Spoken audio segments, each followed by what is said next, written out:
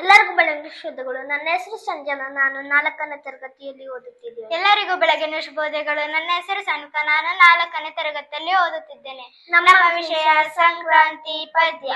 ಹಬ್ಬ ಬಂತು ಹಬ್ಬ, ಹಬ್ಬ ಬಂತು ಹಬ್ಬ, ಅಂತೂ ಇಂತೂ ತಂದೆ ತಂತು ಕಂತೆ ಕಂತೆ ಕಬ್ಬ, ಅಂತೂ ಇಂತೂ ತಂದೆ ತಂತು ಕಂತೆ ಕಂತೆ ಕಬ್ಬ. ಗರಿಮುರಿ ಜಲತಾರಿ ಲಂಗ ಹಾಕಿಕೊಂಡು, ಗಿಲಿಗಿಲಿ ಕಾಲ್ಗೆಜ್ಜೆ ದನಿ ಮಾಡಿಕೊಂಡು, ಎಳ್ಳು ಕಬ್ಬು ಸಕ್ಕರೆ ಎತ್ತು ಬಾಳೆಹಣ್ಣು ಬೆಲ್ಲ, ಬೀರೋ ಕೊಂತ ಹೊರಟಿದ್ದಾಳೆ ತಂಗಿ ಕೇಳಿಗೆಲ್ಲ.